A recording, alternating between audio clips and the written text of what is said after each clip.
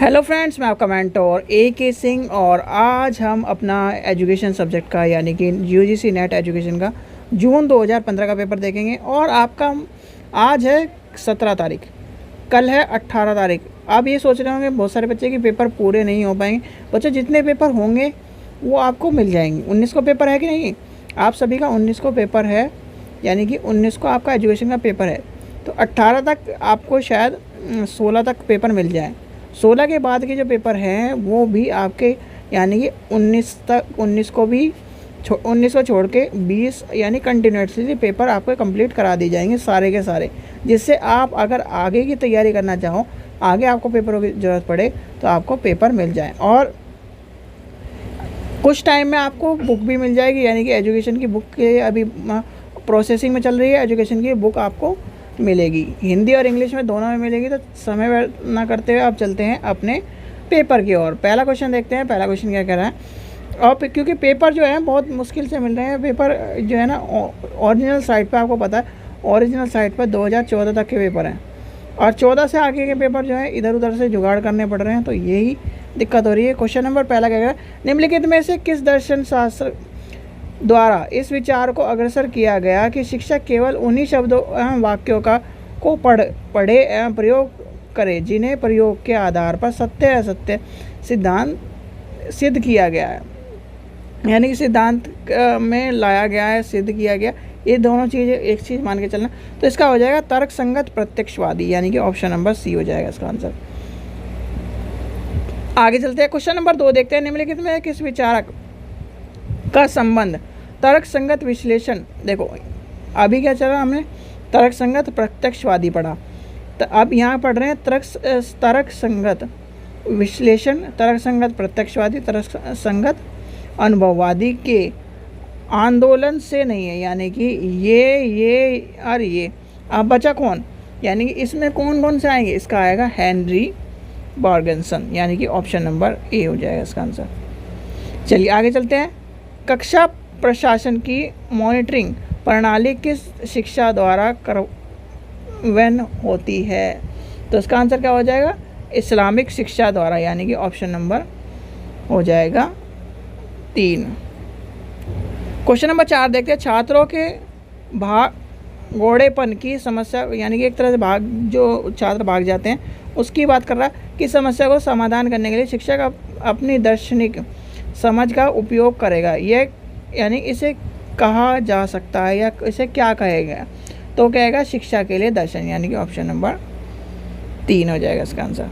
Question number 5 देखते हैं। बिना किसी किंतु परंतु के सत्य का निरूप अधिकार, यानी कि एक तरह से रूपण में ही छात्र को निर्देशित सिद्धांत होना चाहिए। यानी कि मान लीजिए बिना किसी किंतु परंतु के जो आप कह रहे हो, यानी कि उसमें सत्य हो, तो उसे क्या कहा जाएगा? ये क्वेश्चन है। इतना कॉम्प्लिकेटेड मत समझिएगा। अगर आपको कॉम्प्लिकेटेड मिले तो लगे तो आप पढ़ लीजिए इंग्लिश का। तो इसका आंसर हो जाएगा कांट, यानी कि ऑप्शन नंबर पहला हो जाएगा इसका आंसर। चलिए आगे चलते हैं। क्वेश्चन नंबर 6 देखते हैं। व्यवहारिक अभिविन्यास वाले शिक्षक निम्नलिखित में से किस पर विश्वास करते हुए झिझकेंगे, मतलब वो घबराएंगे। तो किसके ऊपर झिझकेंगे? तो उसका मतलब हो जाएगा, इसका आंसर हो जाएगा ऑप्शन नंबर बी हो जाएगा, दैनिक व्यवहार, यानी कि ऑप्शन नंबर 2 हो जाएगा। चलिए क्वेश्चन नंबर 7 देखते हैं। निम्नलिखित में कौन सा शिक्षा, देखिए अब आप जो सोचते हो ना कि पढ़ने में मिस्टेक होती है या फिर इस तरह की चीज़, ये देखो कौन सा लिखा कैसे जाता है हिंदी में, कौन सा, या फिर इस तरह करा जाता है।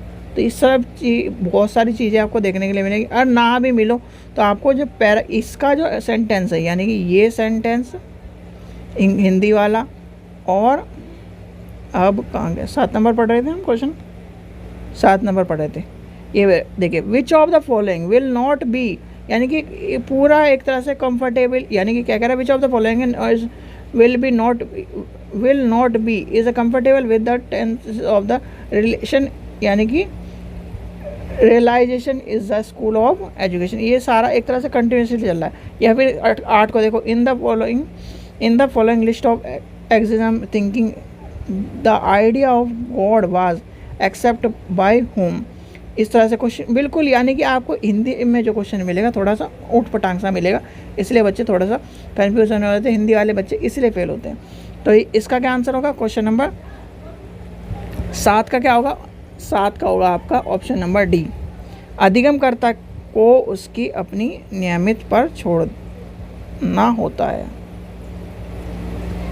आगे चलते हैं, क्वेश्चन नंबर 8 देखते हैं। अस्तित्ववाद विचारकों की निम्न सूचियों में से ईश्वर के धारणा को किसके द्वारा स्वीकार किया गया है। तो किसके द्वारा स्वीकार किया है भाई, काल जो है इसका तो होगा नहीं, तो ये हो जाएगा ऑप्शन नंबर पहला हो जाएगा कीकरगढ़, यानी कि ऑप्शन नंबर पहला। चलिए क्वेश्चन नंबर 9 देखते हैं। कथन का वेदांत शिक्षा को भौतिक वस्तुओं के उपयोग के ऐतराज नहीं किया गया। माया भ्रमक है, इसलिए इस पर विश्वास नहीं किया जा सकता। तो आपकी दृष्टि में क्या होगा इसका आंसर, इसका आंसर हो जाएगा पहला, यानी कि ए और दोनों सही हैं, और कारण यानी कि आर इसका सही नहीं है। चलिए आगे चलते हैं। गांधी टैगोर के बारे में क्वेश्चन कौन सा है। गांधी का क्या है, गांधी जी का क्या हो जाएगा, प्राथमिक शिक्षा। टैगोर का प्राकृतिक, अरविंदो अनिवार्यता शिक्षा, और विवेकानंद मानव निर्माण की शिक्षा। क्योंकि क्या कह रहा है, गांधी क्या हो जाएगा, प्राथमिक शिक्षा।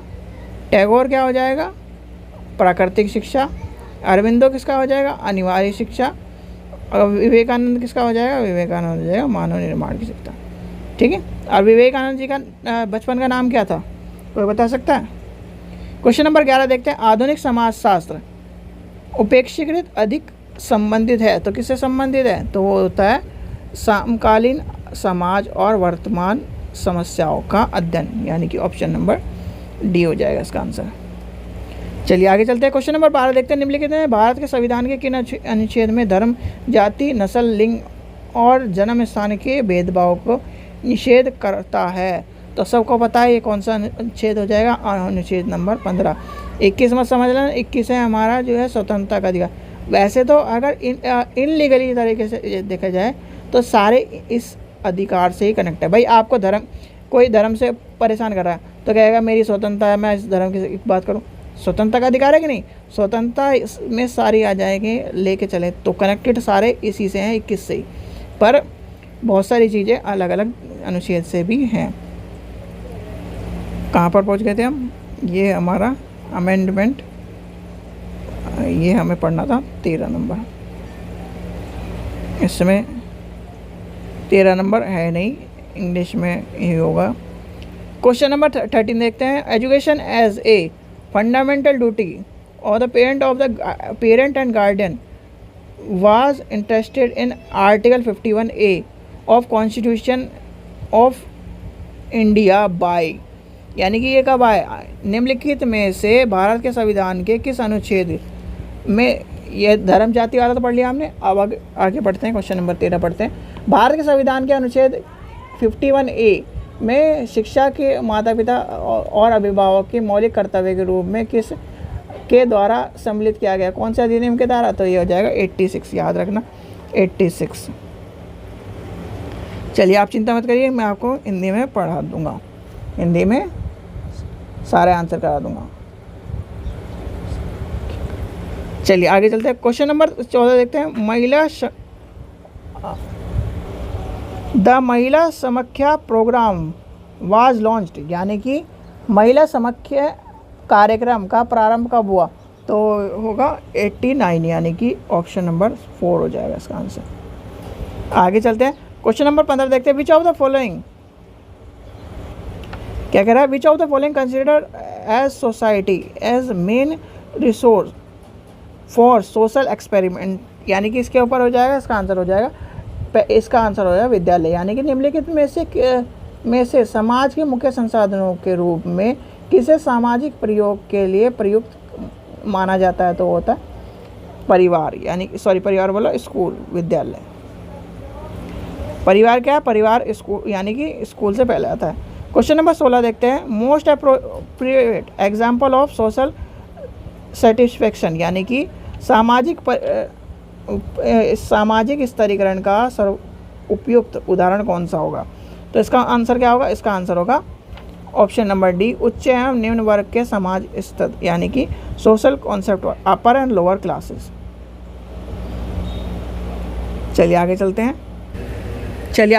क्वेश्चन नंबर 17 देखते हैं।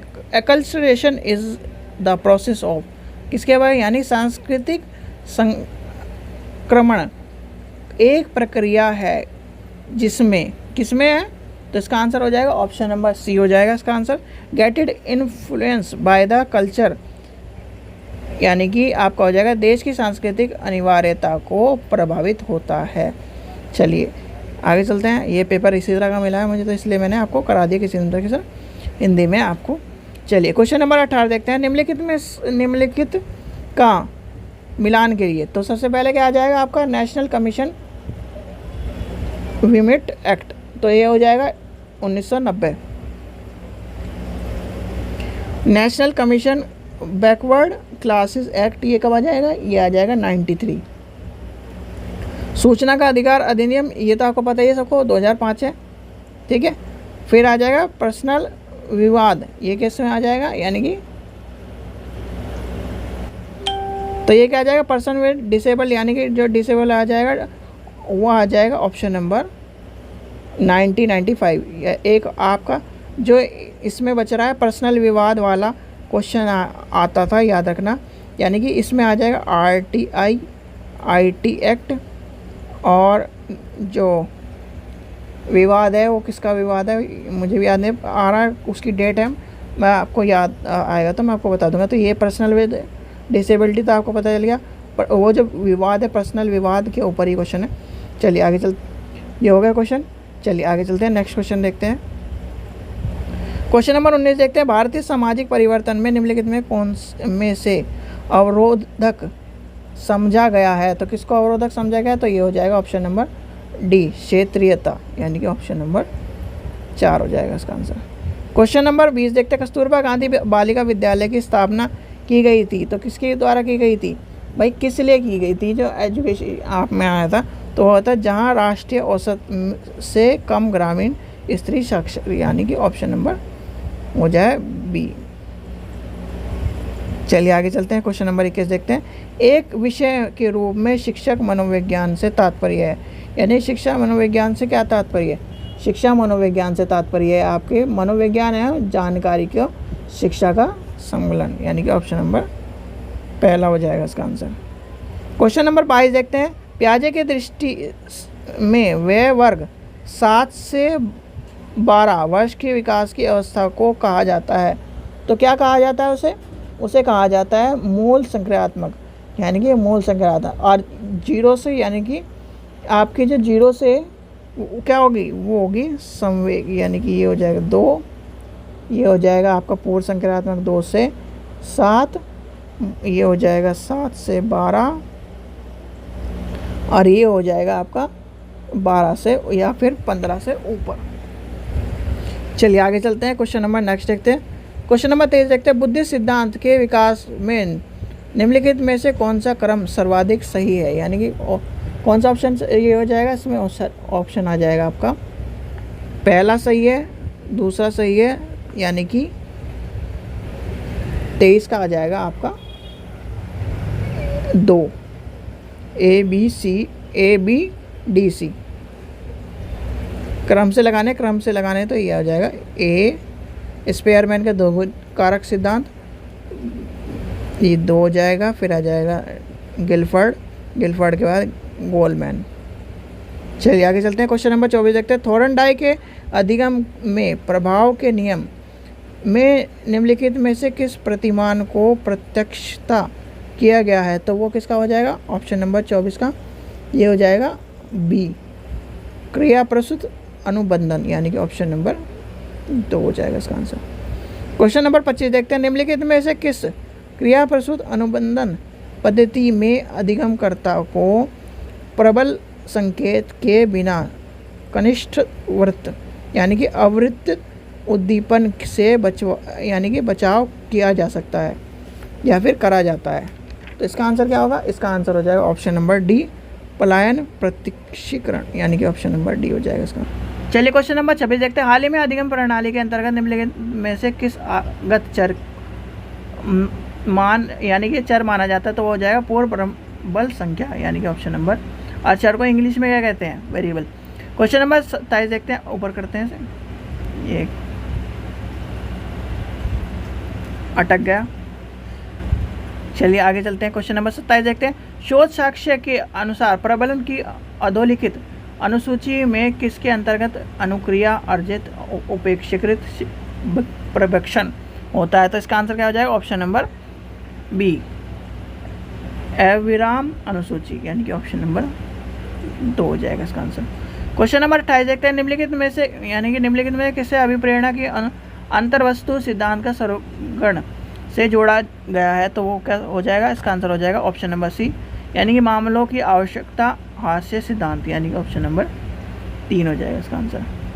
चलिए क्वेश्चन नंबर 29 देखते हैं। 29 क्या कह रहा है? फ्रायड के व्यक्तिगत संबंधित मनोविश्लेषणात्मक धारणा के अनुसार निम्नलिखित में कौन सा मनो ऊर्जा का सूचकांक है? तो क्या हो जाएगा इसका आंसर? ऑप्शन नंबर, यानी कि अहम इदम हो जाएगा, इदम। चलिए आगे चलते हैं। क्वेश्चन नंबर 30 देखते हैं। व्यक्ति के किस पक्ष के बचाव हेतु रक्षा युक्ति प्रयुक्त होता है? तो क्या हो जाएगा? दोबारा वही क्वेश्चन पूछ लिया इसने, तो यह हो जाएगा अहम, यानी कि चेतना रूप अहम के रूप में। पहले इदम पूछ लिया, फिर अहम पूछ लिया। चलिए आगे चलते हैं। क्वेश्चन नंबर 31 देखते हैं। व्यक्तित्व के व्याख्या हेतु अधोलिखित सूचना में से किसके अंतर नारी एवं अंतर नर की अवधारणा को प्रस्तुत किया है? यानी कि अंतर नारी और अंतर नर की किसकी व्याख्या किया है? तो है जुंग, यानी कि ऑप्शन नंबर 2 हो जाएगा इसका आंसर। क्वेश्चन नंबर 32 देखते हैं। व्यक्तित्व के किन विश्लेषणों को व्याख्या आत्मक सिद्धांत के रूप में लिया गया है? तो वो ऑप्शन हो जाएगा ऑप्शन नंबर बी, मूल विश्लेषण। चलिए आगे चलते हैं। समन्वय प्रक्रिया का प्रारंभ होता है, ये कब होगा? ये हो जाएगा आपका आवश्यकताओं में, जब आवश्यकता पड़ेगी। क्वेश्चन नंबर 34 देखते हैं। क्वेश्चन नंबर 34 देखिए। सुस्थिति जीवन शैली निर्भर होती है, तो किस पे हो जाएगी वो? ये हो जाएगी आपका ऑप्शन नंबर 3, मूल्य और अभिवृत्ति पर। क्वेश्चन नंबर 35 देखते हैं। ज्ञान के अधिगमता में निम्नलिखित में किस सत्यप्रत अधिगम के अंतर्गत नहीं शामिल किया जाएगा? तो वो क्या हो जाएगा? इसका आंसर हो जाएगा ऑप्शन नंबर बी, नियम अधिगम। क्वेश्चन नंबर 36 देखते हैं। निम्नलिखित में किसे ज्ञान क्षेत्र के संबंध में अथवा किन घटनाओं के बारे में सार्थक प्रश्न और उत्तर देने के लिए एक व्यस्त वस्तुनिष्ठ और सुविचारित कौशल कहलाता है? तो इसका आंसर क्या हो जाएगा? शोध, यानी कि रिसर्च। चलिए आगे चलते हैं। क्वेश्चन नंबर 37 देखते हैं। शिक्षा के क्षेत्र में शोध करने के लिए निम्नलिखित में कौन सा प्रमाणिक तर्क नहीं है? तो प्रमाणिक तर्क कौन सा नहीं हो जाएगा? इसका आंसर हो जाएगा शिक्षा के सामाजिक जागरूकता में सुधार, यानी कि ऑप्शन नंबर 3 हो जाएगा इसका आंसर। चलिए आगे चलते हैं। क्वेश्चन नंबर 38 देखते हैं। अनुसंधान के किस प्रकार के ऐसे दशाओं के स्थिति और व्याख्या का लक्ष्य रहता है जो वर्तमान में मौजूद हैं? तो इसका आंसर क्या हो जाएगा? ऑप्शन नंबर 30, यानी कि इसका तीसरा हो जाएगा विवरणात्मक अनुसंधान, यानी कि ऑप्शन नंबर 3। क्वेश्चन नंबर 39 देखते हैं। कोई शिक्षक अपनी कक्षा में छात्रों के साथ अपने व्यक्तित्व सहचर्य का उनके अनुसंधान पर पड़ने वाले प्रभाव को अध्ययन करता है, इस प्रकार के शोध कार्य को कहा गया है? तो क्या कहा गया है? तो वो है क्रियात्मक और अनुक्रियात्मक अनुसंधान। क्रियात्मक अनुसंधान किसे कहते हैं? इंग्लिश में बताइए। क्वेश्चन नंबर 40 देखते हैं। किस अध्ययन में छात्रों की उपलब्धियां अभिप्रेरणा के संदर्भ में समवर्गिक अधिगम का अध्ययन किया जाता है? इस अधिगम के लिए शोध प्रकार कौन सा नाम? चलिए क्वेश्चन नंबर नेक्स्ट देखते हैं। क्वेश्चन नंबर 40 देखते हैं। किसी अध्ययन में छात्रों की उपलब्धियां अभिप्रेरणा के संदर्भ में समवर्गिक अधिगम और अध्ययन किए जाते हैं, इसके लिए अध्ययन के शोध प्रकार के कौन सा स्वीकृति होती है? तो इसका आंसर क्या हो जाएगा? ऑप्शन नंबर हो जाएगा आपका सी, अनुप्रयुक्त अनुसंधान। 3 हो जाएगा इसका आंसर। क्वेश्चन नंबर 41 देखते हैं कि जिस प्रक्रिया से किसी चर के सूचना इंद्रिय गोचर और माप मापन योग्य हो जाती है तो क्या कहलाती है? तो वो कहलाती है चर के परिचलन करना, यानी कि ऑप्शन नंबर 2 हो जाएगा, परिचलन करना। क्वेश्चन नंबर नेक्स्ट देखते हैं 42 देखते हैं। 42 भी यानी कि 42 है आपका मैच द फॉलोइंग। ऐतिहासिक दस्तावेजों का विश्लेषण। ऐतिहासिक दस्तावेजों का विश्लेषण कहाँ चला जाएगा? ये आपका चला जाएगा ऑप्शन नंबर 3 में, यानी कि दस्तावेज से नोट लेना, सूची और उपलब्धि फिल्म का, यानी कि ऑप्शन नंबर इधर हो जाएगा ये। फिर आ जाएगा अप्रतिभा, ये यानी कि अप्रतिभागी प्रत्यक्ष, तो ये आ जाएगा आपका अवलोकन के स्तर को यानी कि स्कोर कार्ड के प्रयोग करना।